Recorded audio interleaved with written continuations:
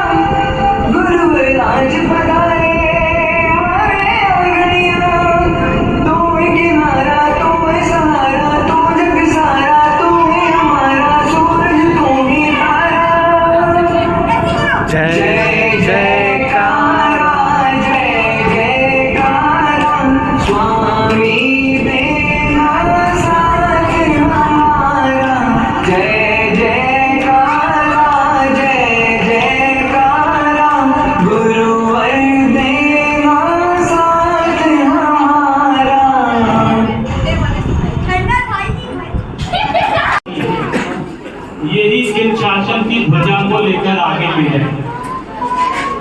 आपकी पाठशाला के बारे में जब 2 साल पहले प्रारंभ हुई थी तब भी वीर सागर जी और मुझे आने का अवसर मिला था। एक आपसे बात बतलाना चाहता हूँ। महाराष्ट्र में एक बहुत बड़े अरबपति हैं, जैन अपने दिगंबर जैन, बहुत बड़े बड़े कार्यक्रम कराते हैं। उनका एक दिन फोन आया कि मैं एक जैन विश्वविद्यालय बनाना चाहता हूँ, आपके पास कोई रूपरेखा हो, कोई डिजाइन हो आप हमको कैसे बोलना चाहिए बताओ। तो मैंने कभी बताता हूँ। थोड़ी देर में मैंने पूछा आप ये बताओ आपके यहाँ जैन पाठशाला चलती है नहीं चलती? तो बोले वो तो नहीं चलती है। तो मैंने कहा विश्वविद्यालय खोलकर क्या करोगे? और आपसे मैं ये कहना चाहता हूँ कि एक मंदिर में, जैन मंदिर में बच्चों की पाठशाला चलाना किसी भी विश्वविद्यालय चलाने से भी ज्यादा इम्पोर्टेंट है। आज बड़े बड़े विश्वविद्यालय भी वो काम नहीं कर पा रहे हैं जो मंदिरों की पाठशालाएं काम करती हैं। यदि हमारी जैन समाज का यदि कहीं कुछ ह्रास हुआ है तो उसका बहुत बड़ा कारण है कि मंदिरों से पाठशालाएं बंद हो गई। ये बात मैं इसलिए भी कहना चाहता हूँ बहुत गंभीरता के साथ कि आप लोगों ने एक फिल्म देखी होगी केरला स्टोरी। इस फिल्म में एक लड़की है जो अन्य धर्म में शादी कर लेती है और उसका जो हश्र होता है वो सब दिखाया है। तो उससे इंटरव्यू लिया गया कि क्यों तुम्हें ऐसा करना पड़ा। तो उसने कहा मैं कॉलेज में पढ़ती थी तो मेरे साथ दूसरे धर्म के बहुत सारे लोग पढ़ते थे। वो अपने धर्म के बारे में बहुत बातें बताते थे और मुझसे मेरे धर्म के बारे में पूछते थे तो मुझसे जवाब देते नहीं बनता। देखो धर्म तो मानना पड़ेगा चाहे कोई मानो, और आप अपना धर्म सिखा लो बच्चों को, नहीं तो वो कोई और धर्म सीख लें। आज नहीं तो कल धर्म तो मानेंगे, आपका नहीं मानेंगे दूसरों का मानने लगे। इसलिए हमारी बहुत बड़ी जिम्मेदारी है कि बचपन में जो हम संस्कार देते हैं और जो संस्कार घरों में नहीं दे पा रहे हैं वो संस्कार पाठशालाओं में दिए जा रहे हैं। ये आप अनुभव कर रहे होंगे। इसलिए हमारे एक पंडित जी हैं ब्रह्मचारी रविंद्र जी, वो एक वाक्य बहुत अच्छा कहते हैं संस्कारों के बिना सुविधाएं विनाश का कारण है। हम बच्चों को सुविधाएं दे रहे हैं लेकिन उसके साथ संस्कार नहीं दे रहे हैं तो उनका नाश कर रहे हैं। कहते संस्कार हो फिर सुविधाएं दो तो फिर वो पल्लवित पुष्पित होते। तो संस्कार देने का सबसे बड़ा काम यदि कोई कर सकता है तो वो हमारी पाठशालाएं हैं। और मैं इन अध्यापिकाओं का विशेष अभिनंदन करता हूँ क्योंकि बातें करना बहुत आसान है, काम करना बहुत कठिन होता है। निरंतर लगातार एक तन मन धन से और पूरे उत्साह के साथ आपको वो क्वालिटी भी देनी पड़ेगी तभी बच्चे आएंगे। जो वो कॉन्वेंट स्कूल में पढ़ते हैं जहाँ लाखों रुपए फीस देते हैं तो वो ताम झाम भी पूरा दिखाते हैं तभी हम फीस देते हैं। आपको बाहरी ताम झाम भी पूरा दिखाना पड़ेगा और उसके साथ साथ अंदर का ज्ञान भी पूरा देना पड़ेगा, तब ये पाठशालाएं सक्सेस होती हैं। तो इन 2 वर्षों में इतनी उन्नति हो गई। आज शुरू में कह रहे 8-10 बच्चे आते थे, आज 35-40 बच्चे आ रहे हैं और निरंतर ये इनकी संख्या बढ़ती चली जा रही है। ये आपके कार्य की बहुत बड़ी सफलता है और मैं मानता हूँ ये जिनालय बनाने की सफलता। मैं हर जगह जाके कहता हूँ एक मिशन होना चाहिए, जहाँ जिनालय वहाँ विद्यालय। अगर विद्यालय नहीं है तो जिनालय अधूरा है। इसलिए एक मिशन के साथ आप चलें और हमारे जितने भी इसमें सहयोगी हैं जो इस पाठशाला को चलाने में अपना योगदान दे रहे हैं, जो पदाधिकारी हैं, जो हमारी अध्यापिकाएं हैं जो रात दिन लगकर इस पाठशाला को संचालित कर रही हैं, वो सब बहुत अभिनंदन के पात्र हैं। और आप सभी इसी तरह इस पाठशाला को वृद्धिंगत करते रहें, इसी भावना से मैं अपनी वाणी को विराम देता हूँ। बोलिए आशीर्वाद भगवान की।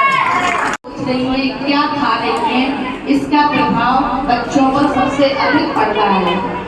घर में जब बच्चा आता है तो ऑनलाइन ऑर्डर करके पिज्जा बर्गर जब माएँ खा रही है तो वो असर हमारे बच्चों में भी दिख रहा है। तो मेरा सभी से अनुरोध है कि हमें बच्चों की पाठशाला की शुरुआत गर्व से भी कर देनी चाहिए जब हमारी बेटी बहुओं के गर्भ में बच्चा आता है।